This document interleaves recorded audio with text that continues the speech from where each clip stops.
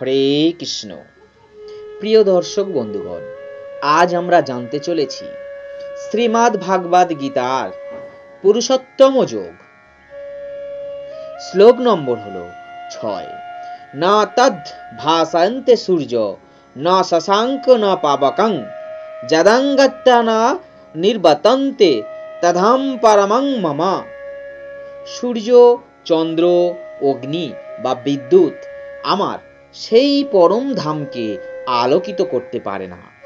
সেখানে গেলে আর এই জড় জগতে ফিরে আসতে হয় না। চিন্ময় জগৎ বা পরম পুরুষোত্তম ভগবান শ্রীকৃষ্ণের ধাম কৃষ্ণলোক বা গোলক বৃন্দাবন সম্বন্ধে এখানে বর্ণনা করা হয়েছে।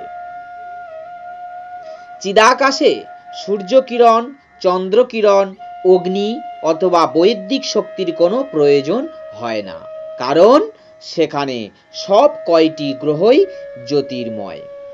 এই ব্রহ্মাণ্ডে কেবল একটি গ্রহ সূর্য হচ্ছে জ্যোতির্ময়, কিন্তু চিদ আকাশে সব কয়টি গ্রহই হলো জ্যোতির্ময়। বৈকুণ্ঠ লোক নামক এই সমস্ত গ্রহে উজ্জ্বল জ্যোতির দ্বারা ব্রহ্মজ্যোতি নামক চিদাকাশ প্রকাশিত হয়। প্রকৃত পক্ষে এই ব্রহ্মজ্যোতি বিচ্ছুরিত হয় শ্রীকৃষ্ণের আলয় গোলক বৃন্দাবন থেকে। সেই অতুজ্জ্বল জ্যোতির কিয়দংশ মহৎ তত্ত্ব দ্বারা আচ্ছাদিত, সেটাই হচ্ছে এই জড়জগৎ।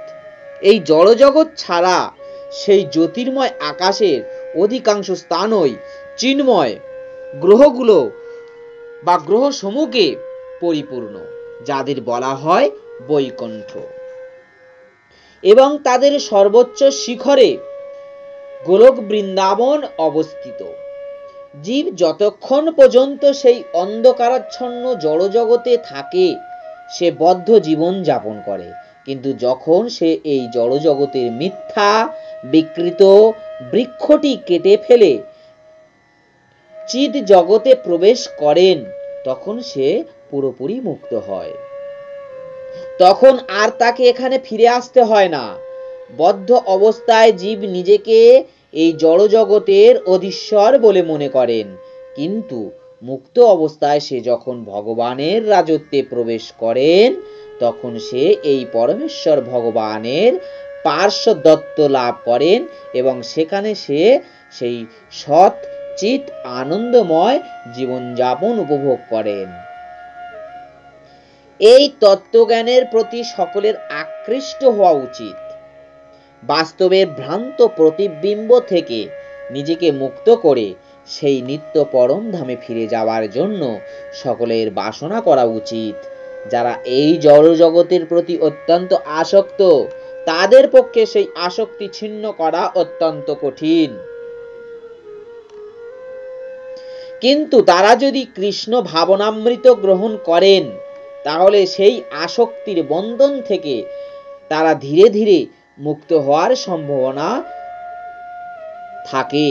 তাই সকলের কর্তব্য হচ্ছে কৃষ্ণ ভাবনায় ভাবিত হয়ে ভগবত ভক্তদের সঙ্গ লাভ করা। যে সমাজে ঐকান্তিকভাবে ভগবান শ্রীকৃষ্ণের সেবায় উৎসর্গীকৃত হয়, সেই রকম সমাজ খুঁজে বার করতে হবে এবং তার অন্তর্ভুক্ত হয়ে ভক্তিযুগে ভগবানের সেবা করার সুযোগ গ্রহণ লাভ করতে হবে। এভাবেই মানুষ এই জড় জগতের প্রতি আসক্তি ছেদন করতে পারেন। গেরুয়া কাপড় পরলেই কেবল জড় জগতের আকর্ষণ থেকে মুক্ত হওয়া যায় না। ভক্তিযোগে ভগবানের সেবা করার প্রতি তাকে আসক্ত হতেই হবে। সুতরাং প্রকৃত বৃক্ষের বিকৃত প্রতিফলনের থেকে মুক্ত হওয়ায় যে পন্থা ভক্তিযোগ, যা দ্বাদশ অধ্যায়ে বর্ণিত হয়েছে, তা গভীর নিষ্ঠার সঙ্গে গ্রহণ করা উচিত। চতুর্দশ অধ্যায়ে জড়জাগতিক সব কয়টি পন্থার দোষ প্রদর্শন করা হয়েছিল। কেবলমাত্র ভক্তিযোগকে শুদ্ধ গুণাতীত বলে বর্ণনা করা হয়েছে। এই শ্লোকটিতে পরমং মম কথাটির ব্যবহার খুবই গুরুত্বপূর্ণ। প্রকৃতপক্ষে সব কিছুই ভগবানের সম্পত্তি, কিন্তু চিৎ জগৎ হচ্ছে পরমম অর্থাৎ ষড়ৈশ্বর্যপূর্ণ।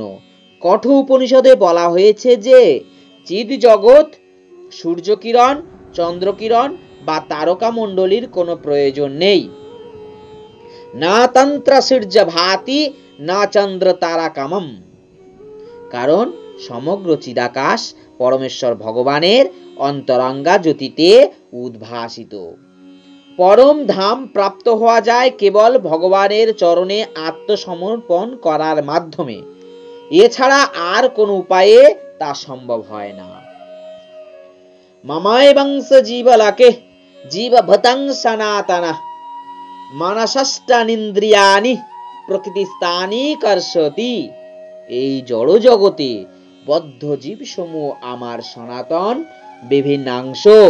জড়া প্রকৃতির বন্ধনে আবদ্ধ হওয়ার ফলে তারা মন সহ 6টি ইন্দ্রিয়ের দ্বারা প্রকৃতি রূপ ক্ষেত্রে কঠোর সংগ্রাম করছে। এই শ্লোকটিতে জীবের যথার্থ পরিচয় সম্বন্ধে বর্ণনা করা হচ্ছে। সনাতন ভাবে জীব হচ্ছে ভগবানের প্রতি বা ভগবানের অতি ক্ষুদ্র বিভিন্নাংশ। এমন নয় যে বদ্ধ অবস্থায় জীব স্বতন্ত্র হয়ে পড়ে এবং মুক্ত অবস্থায় সে ভগবানের সঙ্গে একীভূত হয়ে যায়। সনাতন ভাবেই জীব সত্তা ভগবানের অতি ক্ষুদ্রাতি ক্ষুদ্র অংশ স্বরূপ। সনাতনং এই কথাটি এখানে স্পষ্টভাবে উল্লেখ করা হয়েছে। বৈদিক বর্ণনা অনুসারে ভগবান নিজেকে অনন্ত রূপে প্রকাশ করেছিলেন, যার মুখ্য প্রকাশককে বলা হয় বিষ্ণু তত্ত্ব এবং গৌণ প্রকাশকে বলা হয় জীব সত্তা। পক্ষান্তরে বলা যায় যে বিষ্ণু তত্ত্ব হচ্ছে ভগবানের সাংস প্রকাশ এবং জীব সত্তা হচ্ছে বিভিন্নাংশ প্রকাশ। তার সাংস প্রকাশে যেমন তিনি রামচন্দ্র, নৃসিংহদেব, বিষ্ণুমূর্তি এবং বিভিন্ন বৈকুণ্ঠ লোকের অধীশ্বর আদি নানা রূপে প্রকাশিত হয়েছিলেন। আর বিভিন্নাংশ প্রকাশ জীবসমূহ ভগবানের নিত্য দাস। পরম পুরুষোত্তম ভগবানের সাংস প্রকাশ সমূহের স্বতন্ত্র স্বরূপগুলি নিত্য বর্তমান। তেমন ওই বিভিন্নাংশ জীবদেরও স্বতন্ত্র পরিচয় রয়েছে। ভগবানের ক্ষুদ্রাতি ক্ষুদ্র অংশ হবার ফলে ভগবানের গুণাবলীর অনুস্রদিশ অংশ জীবদের মধ্যেও রয়েছে, যার মধ্যে স্বাতন্ত্র হচ্ছে একটি। স্বতন্ত্র আত্মরূপে প্রতিটি জীবের ব্যক্তিগত স্বাতন্ত্র ও ক্ষুদ্র স্বাধীনতা রয়েছে। সেই ক্ষুদ্র স্বাধীনতার অপব্যবহার করার ফলে জীবাত্মা বদ্ধ হয়ে পড়ে এবং স্বাধীনতার যথাযথ সদ্ব্যবহার করলে সে সর্বদা মুক্ত থাকে। উভয় ক্ষেত্রেই সে পরমেশ্বর ভগবানের মতো গুণগতভাবে নিত্য। মুক্ত অবস্থায় সে জড়জগতের পরিবেশ থেকে মুক্ত এবং সর্বদাই পরমেশ্বর ভগবানের অপ্রাকৃত সেবায় যুক্ত। বদ্ধ অবস্থায় সে জড়া প্রকৃতির গুণের দ্বারা প্রভাবিত থাকে এবং অপ্রাকৃত ভগবত সেবার কথা সে ভুলে যায়। তার ফলে এই জড় জগতে তার অস্তিত্ব বজায় রাখার জন্য তাকে কঠোর পরিশ্রম করতে হয়। কেবল কুকুর, বেড়াল, মানুষ নয়, এমনকি জড়জগতের নিয়ন্ত্রণকারী ব্রহ্মা, শিব এবং কি বিষ্ণু পর্যন্ত পরমেশ্বর ভগবানের অবিচ্ছেদ্য অংশ বিশেষ। তারা সকলেই নিত্য, তাদের প্রকাশ সাময়িক নয়। এখানে কর্ষটি অর্থাৎ সংগ্রাম করা অথবা জোর করে আঁকড়ে ধরা, এই কথাটি খুব তাৎপর্যপূর্ণ। বদ্ধ জীব যেমন লৌহ শৃঙ্খলের মতো অহংকারের দ্বারা শৃঙ্খলিত হয় এবং তার মন হচ্ছে তার মুখ্য প্রতিনিধি, যে তাকে এই জড় অস্তিত্বের দিকে ধাবিত করছে। মন যখন স্বতন্ত্র বা সত্যগুণে অধিষ্ঠিত থাকে তখন তার এই কার্যকলাপ সবই শুদ্ধ হয়। মন যখন রজগুণে অধিষ্ঠিত থাকে তখন তার কার্যকলাপ পীড়াদায়ক হয় এবং মন যখন তমগুণে থাকে তখন সে নিম্নতর প্রজাতি রূপে বিচরণ করে। এই শ্লোকে একটি স্পষ্টভাবে বোঝা যাচ্ছে যে বদ্ধ জীবাত্মা মন ও ইন্দ্রিয় সমন্বিত জড় দেহের দ্বারা আবৃত, এবং সে যখন এই মুক্ত হয় তখন এই জড় আবরণ বিনাশ প্রাপ্ত হয়, কিন্তু তার সেই স্বরূপ সমন্বিত চিন্ময় দেহে নিজস্ব সামর্থ্যে প্রকাশিত হয়। মাধ্যান্ধ্রিনায়ন এই শ্রুতিতে এই তথ্যগুলি প্রদান করা হয়েছে। সবা এষা ব্রহ্মনিষ্ঠ ইদং শরীরং মত্তামতিসৃজা ব্রহ্মাভি সম্পদ্য ব্রহ্মাণা পশ্যন্তি ব্রহ্মাণা শৃণোতি ব্রহ্মণৈবেদং সর্বমনুভাবতি। এখানে বলা হয়েছে যে যখন জীবাত্মা তার এই জড় আবরণ পরিত্যাগ করে চেতন জগতে প্রবেশ করেন, তখন তার সেই চিন্ময় শরীর পুনরুজ্জীবিত হয় এবং তার সেই চিন্ময় শরীরে তিনি পরম পুরুষোত্তম ভগবানকে প্রত্যক্ষভাবে দর্শন করেন। তিনি তার সঙ্গে মুখোমুখি হয়ে কথা বলতেও পারেন, তার কথা শুনতেও পারেন এবং যথাযথভাবে পরম পুরুষোত্তম ভগবানকে তিনি উপলব্ধি করতেও পারেন। স্মৃতিশাস্ত্রেও জানতে পারা যায় যে বসন্তি যত্র পুরুষাং সর্বাই বৈকুণ্ঠ মূর্তায়ে, অর্থাৎ বৈকুণ্ঠ লোকে সকলের পরম পুরুষোত্তম ভগবানের মতো রূপ নিয়ে বিরাজ করেন। সেখানে বিষ্ণুমূর্তির প্রকাশ এবং তার বিভিন্নাংশ জীবাত্মাদের দেহের গঠনে কোনো পার্থক্য নেই। পক্ষান্তরে বলা যায় জীব মুক্ত হলে পরম পুরুষোত্তম ভগবানের কৃপায় দিব্য শরীর প্রাপ্ত হন। এখানে মামাই বাংশা এই কথাটি অত্যন্ত তাৎপর্যপূর্ণ। পরমেশ্বর ভগবানের অনুস্রদিশ অংশ কোনো জড় পদার্থের ভাঙা অংশের মতো নয়। দ্বিতীয় অধ্যায়ে আমরা ইতিমধ্যেই জানতে পেরেছিলাম যে আত্মাকে খণ্ড খণ্ড করে কাটা যায় না। এই অনুস্রদিশ অংশতে জড় বুদ্ধি দিয়ে উপলব্ধি করা যায় না। এটি জড় পদার্থের মতো নয় বা কেটে টুকরো টুকরো করা যায়, তারপর আবার জোড়া লাগিয়েও দেওয়া যায়। এই ধারণা এখানে প্রযোজ্য নয়, কারণ এখানে সংস্কৃত সনাতন অর্থাৎ নিত্য এই কথাটি ব্যবহার করা হয়েছে। ভগবানের অনুস্রদিশ অংশগুলি নিত্য। দ্বিতীয় অধ্যায়ের প্রথম দিকে এটিও বলা হয়েছে যে প্রতিটি দেহে ভগবানের অনুস্রদিশ অংশ আত্মা বর্তমান থাকে।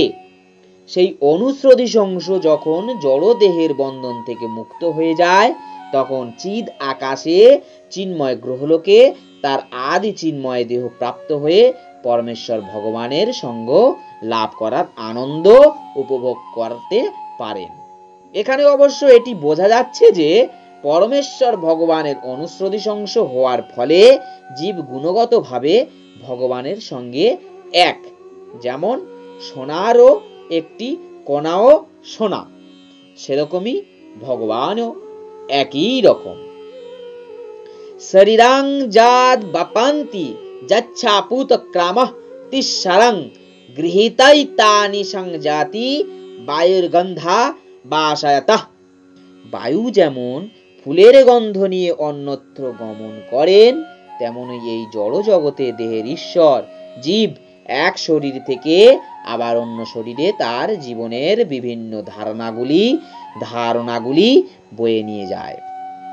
এখানে জীবকে ঈশ্বর বা তার দেহের নিয়ন্তা বলে বর্ণনা করা হয়েছে। সে যদি ইচ্ছা করেন তাহলে সে তার দেহকে উচ্চতর শ্রেণীতে পরিবর্তন করতে পারেন, এবং সে যদি ইচ্ছা করেন তাহলে নিম্নতর শ্রেণীতে অধঃপতিত হতেও পারেন। তার অতি ক্ষুদ্র স্বাতন্ত্র্য এই ক্ষেত্রে আছে। তার শরীরের সমস্ত পরিবর্তন নির্ভর করেন তার সেই স্বাতন্ত্র্যের উপর। তার চেতনাকে সে যেভাবে গড়ে তুলেছে, মৃত্যুর পর তাকে সেই পরবর্তী শরীরে নিয়ে যাবে। তার চেতনাকে যদি সে একটি কুকুর বা একটি বেড়ালের চেতনার মতো গড়ে তোলেন, তাহলে সে অবশ্যই সেই কুকুর অথবা বেড়ালের শরীর প্রাপ্ত হবে। কেউ যদি তার চেতনাকে দিব্য বা গুণাবলীকে ভূষিত করেন, তাহলে সে দেবতাদের মতো শরীর প্রাপ্ত হবে।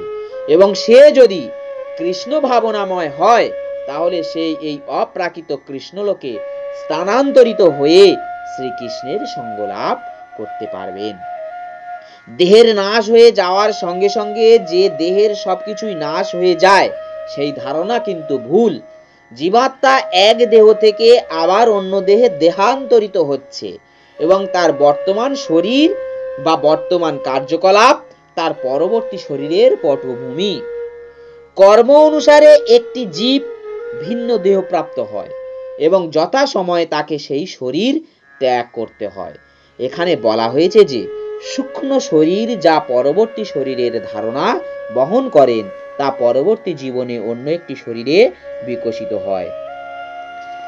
এক দেহ থেকে অন্য দেহে দেহান্তরিত হবার সেই পন্থা এবং দেহের সংগ্রামকে বলা হয় কর্ষতি বা জীবন সংগ্রাম। জয় শ্রী কৃষ্ণ।